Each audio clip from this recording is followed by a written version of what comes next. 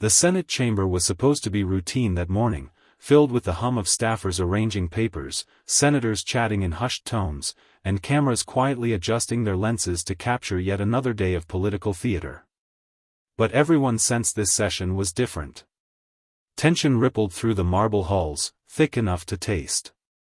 The issue on the table wasn't just policy, it was credibility, leadership, and the future of Georgia's struggling communities. At the center of it all sat Senator Raphael Warnock, polished as always, his voice rehearsed with the cadence of a preacher turned politician. He had built his reputation on lofty words, branding himself as the moral compass of Georgia. But whispers of failure had been growing louder back home, businesses shuttered, crime climbing in Atlanta, schools still crumbling under broken promises of reform. Opposite him sat Senator John Kennedy of Louisiana, calm, deliberate, and famously unafraid of throwing sharp truth like a thunderbolt across the chamber. The galleries were packed, reporters ready with pens and recorders. Social media already buzzed with anticipation. Kennedy versus Warnock, clash of styles, clash of truths. The American public had seen both men spar before, but this time the stakes were higher. Warnock's critics accused him of being more concerned with sound bites than solutions, while Kennedy had become the voice of those sick of empty rhetoric. As the gavel struck and the session began, Warnock rose first. His voice, smooth and resonant, filled the chamber. Georgia is a state of promise, he declared, but it has been held back by neglect, by systemic inequities, by leaders who talk more about problems than fixing them. We are changing that. Under my leadership, we've made strides in housing, education, and justice reform. His allies nodded along, clapping dutifully.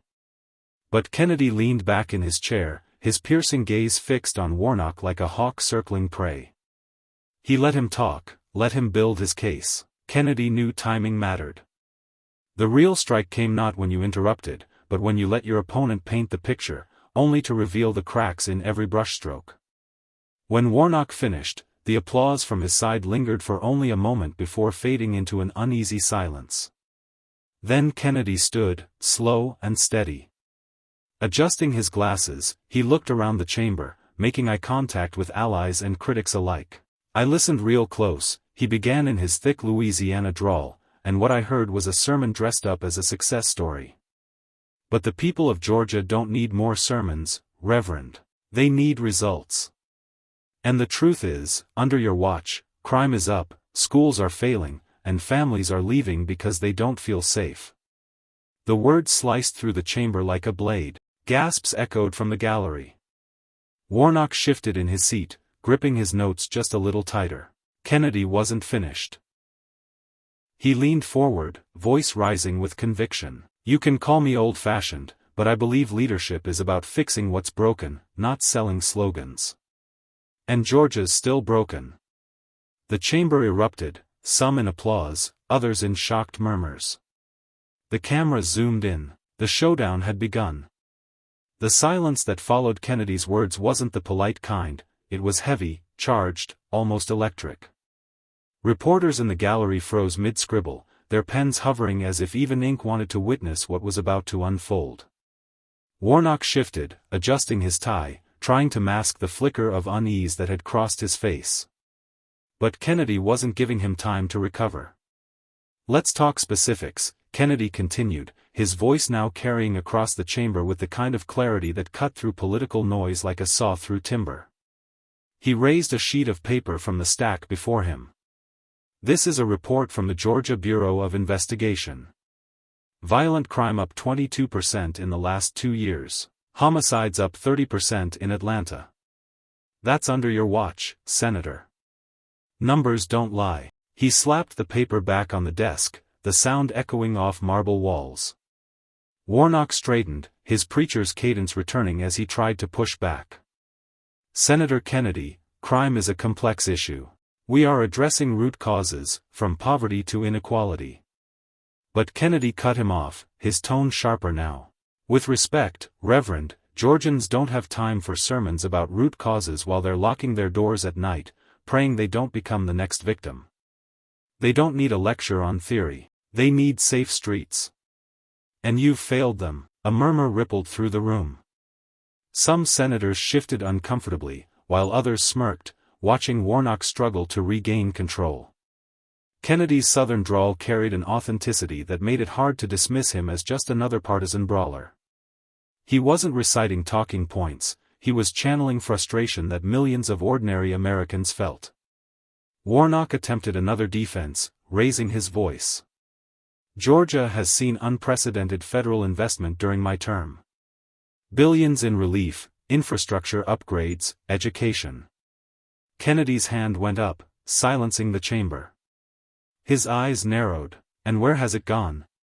Ask the parents in Macon still waiting for safer schools. Ask the families in Atlanta whose businesses closed after yet another break-in. Ask the police officers stretched thin because they've been vilified instead of supported. The chamber erupted again, gasps mixing with applause. The spotlight had shifted. What was supposed to be Warnock's polished moment of control had turned into a trial, and Kennedy was the prosecutor. Warnock's smile faltered, but he tried to recover with his familiar blend of optimism and deflection. Senator Kennedy, he began, his tone calm but strained, I will not let fearmongering paint the progress Georgia has made. We've expanded healthcare coverage, we've delivered infrastructure funds, and we've created opportunities for thousands of families. Kennedy tilted his head slightly, eyes narrowing with that trademark mix of bemusement and disbelief. He leaned forward on his desk, his voice rising just enough to slice through the chamber chatter. Opportunities? Tell that to the mother in Augusta whose son was shot walking home from school last week. Tell that to the farmer in southern Georgia staring at another season of losses because promised funds never showed up. Senator, it ain't fearmongering if folks are living it every single day. The words landed like a hammer, and the chamber buzzed with murmurs. Warnock's allies tried to clap, but the applause fizzled quickly. Everyone in the room knew Kennedy had touched a raw nerve, pulling the issue from abstract talking points into the lives of ordinary Georgians. Warnock stood taller, his voice hardening. This is about more than statistics, Senator. It's about vision. Georgia is moving forward, not backward. My constituents know I fight for them every day. Kennedy didn't flinch. He let the silence stretch, then spoke with that unshakable Louisiana drawl. A vision without results, Reverend, is just a dream. And Georgians can't feed their families or keep their kids safe on dreams. They need action. They need leadership. And I reckon they're not getting either from you. Gasps filled the chamber again. The weight of his words cut deeper than numbers, it struck at the heart of Warnock's image as a leader. For years, Warnock had thrived on charisma and rhetoric. But Kennedy had just exposed the weakness beneath it all, an inability to deliver results that mattered in the daily lives of his people. The camera zoomed in on Warnock's face. He shifted his papers, his jaw tightening, but he had no sharp retort ready. The chamber wasn't just watching a debate anymore, it was witnessing a dismantling. And Kennedy, calm but relentless, wasn't done yet. The chamber had become a theater, every senator, reporter, and aide an audience to the duel unfolding between Kennedy and Warnock. The weight of silence after Kennedy's last words pressed against the walls. Warnock's polished calm looked cracked now, but he forced his voice steady, leaning hard into his pulpit-trained cadence. Senator Kennedy, he said, his tone booming, I will not be lectured about leadership by someone who doesn't know the struggles of Georgians like I do. I was born here, raised here, and I have spent my life serving my community. The people know my record, and they know my heart. It was a strong appeal to his base, but Kennedy was ready. Slowly, he rose from his chair, adjusting his jacket, his eyes sweeping across the chamber before locking back on Warnock. I don't doubt your heart, Reverend. But your record? That's another story. He picked up a document and held it in the air. This is from Georgia's Department of Education. Test scores among 8th graders in math and reading, the lowest in over a decade. That's the legacy under your watch and your policies. Kids falling behind while you talk about vision. The words hit like a gut punch. Education wasn't abstract, every senator knew families back home who cared about it more than anything. The gallery of reporters erupted with frantic typing, cameras flashing.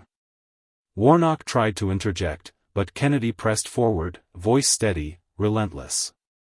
"You talk about knowing Georgia," Kennedy continued. "Well, the Georgia I see is mothers working 2 jobs just to put food on the table, kids walking through unsafe neighborhoods, families paying higher taxes while their schools crumble and crime rises. That's the Georgia I hear about when they write me. They don't write about slogans, Reverend, they write about survival." A smattering of applause echoed from the back of the gallery, unusual for a Senate session but impossible to stifle. Warnock's jaw tightened. He leaned into his microphone, his voice low but urgent. "Senator, with all due respect, you're painting Georgia as broken. That's not leadership, that's tearing down hope." Kennedy shot back instantly, his tone sharper now, a Southern twang underlining every word. "Hope without honesty is just false comfort, Reverend, and Georgians deserve the truth, not fairy tales." The chamber exploded. Gasps, whispers, even a few outright cheers. For the first time, Warnock's composure slipped, his hand gripping the desk as he realized Kennedy wasn't just debating him, he was dismantling him in real time. By now, the tension in the chamber was thick enough to choke on. Reporters leaned forward in the press gallery, their fingers hammering keyboards, knowing every line would become instant headlines. Warnock adjusted his tie, exhaled slowly, and leaned toward the mic. "Senator Kennedy," he said, his voice heavy with indignation, "I reject your caricature of Georgia. You cherry-pick numbers to paint a bleak picture while ignoring the strides we've made in healthcare access, small business growth, and justice reform. Georgia is not a failure. Georgia is rising." For a moment, his words carried strength, even drawing polite applause from his allies. But Kennedy, with that trademark mix of wry humor and ruthless precision, was already preparing his counterpunch. He stood again, pacing slowly, letting the silence hang before striking. "Senator, I'm not painting Georgia as a failure. I'm saying Georgians are tired of being told they're doing fine when their lived reality says otherwise." He held up another report, this time from the Bureau of Labor Statistics. Unemployment numbers in Atlanta's poorest districts, still sky high. Inflation eating away at every paycheck. Families telling me they can't afford groceries while your office puts out press releases bragging about progress. If that's what you call rising, Reverend, then maybe you and I live in 2 different worlds. The jab landed hard. Warnock's jaw tightened as Kennedy leaned closer to his mic, his southern drawl cutting through the chamber like a blade. "I don't doubt you care, Reverend, but you confuse speeches with solutions. You confuse preaching with producing. And the folks back home don't need sermons, they need results." The chamber erupted. Some senators clapped loudly, others muttered in shock. The phrase, "preaching with producing," trended immediately online, with journalists tweeting out the line before Kennedy had even sat down. Warnock, visibly rattled, raised his hand for calm, but Kennedy wasn't finished. "Leadership isn't telling people how good things are while their kids go hungry. Leadership is fixing what's broken. Georgia deserves better, and frankly, Reverend, they know it." The silence that followed was deafening. Warnock's allies shifted in their seats, while even his own staff in the gallery looked uneasy. Kennedy had managed to cut through the rhetoric and put a mirror up to Warnock's leadership, and the reflection was brutal. The chamber felt like it was holding its breath, every word Kennedy spoke slicing through the air like a blade. Warnock leaned forward, his voice now carrying a mix of frustration and defiance. "Senator Kennedy, you come here and act like you're the voice of Georgia. But you don't live in our communities, you don't serve our churches, and you don't walk our streets. You don't know the struggles Georgians face day in and day out." The statement was meant to turn the tables, to remind everyone that Kennedy was an outsider criticizing a state he didn't represent. Some nodded in agreement. But Kennedy, never one to miss an opening, smiled faintly, the kind of smile that said he'd been waiting for this exact line. He slowly rose again, drawing the chamber's full attention. "Reverend, you're right, I don't live in Georgia," Kennedy said, his southern drawl steady. "But I do listen to Georgians. And you know what they're telling me? They're telling me their rent is too high, their schools are failing, and they feel less safe today than they did when you took office. They're not whispering it in church pews, they're shouting it across kitchen tables. The audience murmured, the weight of his words echoing louder than any shouting match could. Kennedy lifted another sheet of paper, shaking it lightly for emphasis. This is a letter from a mother in Savannah. Her son was jumped walking home from school. She says she begged your office for help, but all she got was a canned response and a fundraiser email. That's not serving the people, that's serving yourself. The silence was broken by audible gasps. Warnock's face stiffened, his polished demeanor cracking under the revelation. He tried to fire back, his voice raised, "That's a mischaracterization, Senator." Kennedy didn't flinch. He leaned into the mic, his tone razor-sharp. "Reverend, if it's a mischaracterization, then prove her wrong. But you can't. Because the truth is, while you've been polishing speeches, Georgians have been polishing tombstones." The chamber erupted, some in shock, others in applause. The line ricocheted across social media within seconds, instantly trending under #Kennedy vs. Warnock. Reporters scrambled, knowing this exchange would dominate every headline. For the first time, Warnock's hands trembled slightly as he gripped his desk. Kennedy had cornered him, not with bluster but with a mother's story no one could dismiss. The weight of Kennedy's words hung heavy in the chamber, like a storm cloud refusing to move.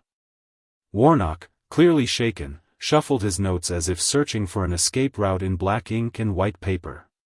His voice cracked slightly as he tried to recover. "Senator Kennedy, it's easy to stand there and attack.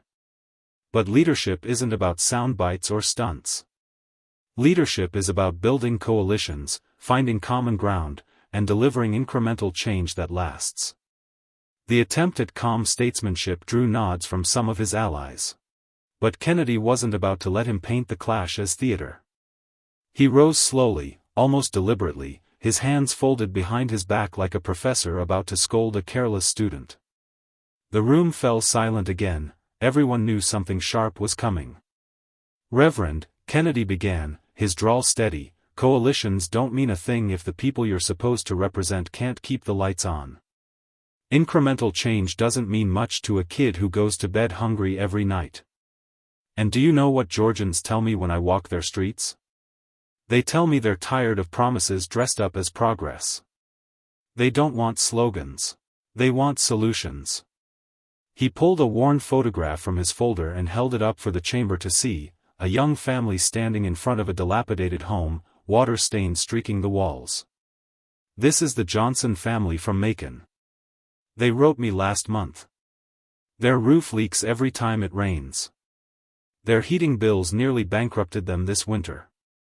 And while they begged for help, what they got from your office was another speech about unity." The chamber stirred, whispers rippling across the floor. Warnock shifted uncomfortably, his jaw tightening, but Kennedy pressed on. "You want to talk about incremental change? Tell that to a father who can't afford his son's asthma medication because inflation ate his paycheck. Tell that to a grandmother choosing between groceries and keeping the heat on. Reverend, your words sound good in a press release, but they don't pay bills in Georgia." The blow landed with brutal precision. Cameras zoomed in on Warnock's face as he struggled to mask his frustration. Social media lit up instantly, clips of Kennedy holding the photograph already circulating under hashtags like #KennedyTruth and #GeorgiaReality. Kennedy placed the photo back on his desk, his expression calm but unyielding. "Leadership isn't hiding behind buzzwords," he said softly, almost like a closing sermon. "It's telling people the truth, even when it hurts. And the truth, Reverend, is that Georgia deserves better than this." The chamber was stunned. For a moment, even the air itself seemed to pause, waiting for Warnock's next move. Warnock's allies shifted uncomfortably in their seats, clearly rattled. A few tried to rally with polite claps when he rose again, but the sound felt hollow compared to the thunder Kennedy had unleashed. Warnock steadied himself at the podium, his voice more forceful now, almost defensive. Senator Kennedy, with all due respect, you're cherry-picking stories. You're painting a distorted picture to score points, not to serve Georgians. Change takes time, and we've been working tirelessly to invest in education, healthcare, and infrastructure. You can't undo decades of systemic inequality overnight. It was a polished reply, one he had likely rehearsed countless times. But Kennedy wasn't interested in rehearsed. He wanted raw. He stood up again, his posture calm but commanding, and adjusted his tie before speaking. Reverend, I'm not cherry-picking. I'm storytelling. And these stories aren't mine, they belong to the people who trusted you to fight for them. When they send letters begging for relief, when they stand in soup kitchen lines longer than Sunday sermons, that's not distortion. That's desperation. He paused, letting the silence stretch like a rope pulled tight. Then he added, voice low but sharp, and let's be honest. You talk about decades of inequality. But in the years you've been in office, things haven't gotten better, they've gotten worse. A hush fell over the chamber. Kennedy pulled another paper from his stack, holding it high. This isn't my data, Reverend. This is from Georgia's own Department of Education. Test scores in Atlanta are down. Literacy rates in rural counties are slipping. Parents are pulling their kids out of public schools because they don't trust the system anymore. And while all of that was happening, your focus was on speeches about unity that don't fix broken classrooms. The blow landed hard. Even some of Warnock's usual supporters exchanged uneasy glances. Kennedy pressed further. You can call that cherry-picking if it makes you feel better. But when you're sitting at your desk writing another speech, the Johnson family's roof is still leaking. The mother in Savannah is still waiting for answers. The father in Augusta is still working 2 jobs to afford groceries. They don't care about your buzzwords. They care about results. The chamber buzzed with murmurs, some reporters scribbling furiously, others shaking their heads in disbelief. Kennedy had managed to turn Warnock's polished talking points into hollow echoes, each one bouncing back at him like a boomerang. Warnock gripped the podium tighter, his knuckles white. For the first time, the Reverend who prided himself on calm control looked like a man losing his grip. The tension inside the chamber was reaching a breaking point. Reporters perched in the press gallery leaned forward, their pens poised like weapons, ready to capture the next blow. Warnock's jaw tightened as he tried to reassert control. Senator Kennedy, he said, his voice louder now, you reduce complex problems into soundbites for political gain. Georgia is not broken because of me. Georgia is broken because of decades of underinvestment, systemic barriers, and politicians who care more about headlines than hard work. The words echoed through the chamber, drawing a brief spatter of applause from his allies. But Kennedy remained unfazed. He leaned back in his chair for a moment, almost as if giving Warnock enough rope to tie his own argument into knots. Then, slowly, he rose again, his southern drawl cutting through the air like a blade. Reverend, Kennedy said, I've been in politics long enough to know when someone's dodging. You can't stand here and blame ghosts of the past every time someone asks you why folks in your state can't buy groceries without maxing out a credit card. You talk about systemic barriers, but let me tell you what real barriers look like. A mother in Columbus, Georgia, crying at the pharmacy because her child's insulin doubled in price last year. A farmer outside Valdosta who can't afford the diesel to run his tractors. That's not history's fault. That's leadership's failure, today. Gasps rippled through the chamber. Kennedy wasn't just making arguments, he was painting pictures, vivid and brutal, each one tearing into the polished armor of Warnock's rhetoric. He held up a thick packet of documents, tapping it against the podium. These aren't sound bites. These are letters, Reverend. Hundreds of them. From Georgians who wrote to your office, who begged for answers. And you know what most of them got back? A form email signed by an intern. The audience stirred, their unease growing. Warnock's face flushed, his composure slipping under the glare of Kennedy's relentless precision. Kennedy leaned forward slightly, his voice quieter now but cutting even deeper. "I don't fault you for wanting to inspire people. That's fine. But when inspiration becomes a cover for inaction, it's not leadership, it's betrayal. And Georgians, Reverend, deserve better than betrayal." The chamber erupted into whispers, the press gallery alive with the furious scratching of pens and the clicking of cameras.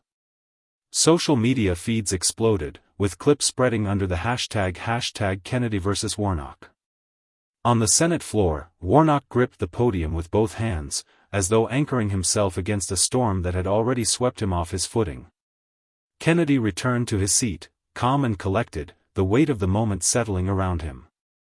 The silence that followed wasn't emptiness. It was expectation, the entire chamber waiting to see if Warnock could recover, or if Kennedy had just delivered the blow that would define the debate. The chamber was a battlefield now, its silence more thunderous than any applause. Every eye was on Warnock as he clutched the podium, searching for words that would repair the cracks Kennedy had split open.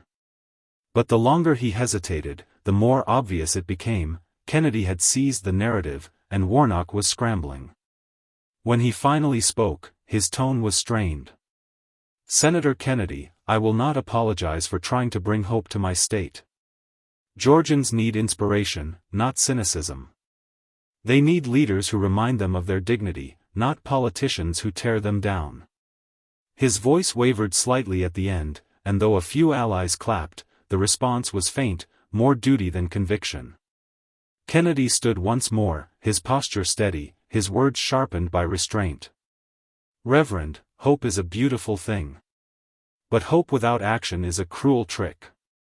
Hope without answers is nothing but false comfort. And Georgians know the difference." He raised the stack of letters again, his hand firm, his voice resonant. "These aren't abstract debates. These are cries for help. When a mother writes to you saying she can't afford her child's medication, she doesn't need hope, she needs insulin. When a farmer says he can't keep his land, he doesn't need a sermon, he needs leadership. And if you can't deliver that, Reverend, then maybe you should stop preaching policy and start listening to your people." The words detonated in the chamber. Senators shifted in their seats, some leaned back as though bracing against the blast. In the gallery, reporters furiously typed, already drafting the headlines. Kennedy calls out Warnock, "Hope without action is betrayal." Warnock's shoulders slumped, his silence confirming what everyone already sensed. Kennedy had not only won the exchange, he had reframed the entire debate. The Reverend's cadence, once his greatest strength, now rang hollow against the cold weight of Kennedy's evidence and lived examples. And as Kennedy returned to his seat, calm and unshaken, the chamber itself seemed to tilt. The crowd knew it. The press knew it. Even Warnock knew it. Leadership had just been redefined, not with soaring words, but with the unyielding demand for truth. Hope is easy, but leadership is hard. Tonight, Kennedy showed the nation that empty promises can't feed families, can't save farms, and can't heal the broken trust of the people. When the dust settled, one truth echoed louder than all the noise: Georgians don't need sermons, they need solutions.